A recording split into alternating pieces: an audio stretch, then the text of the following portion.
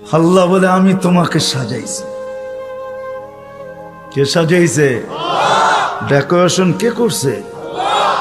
এখন যুবককে দেখা বহুত মানুষ ওড়না গলায় পেঁচাইতে চায়, আবার যুবকও অনেককে দেখা বিষের বোতল পান করতে চায়। বুড়ারা না বুঝলো যুবকে বলছে আমি হিট কোথায় করছি, ঠিক না? আবার বুড়ারাও কইতে পারে আমরাও তো এক সময় জওয়ান আছিলাম, ঠিক না? আল্লাহ বলে তোমাকে এরকম সুন্দর কে সাজাইল? কে? যে আল্লাহ সাজাইছে ওই আল্লাহ আমি নিয়ে যাইতেছি।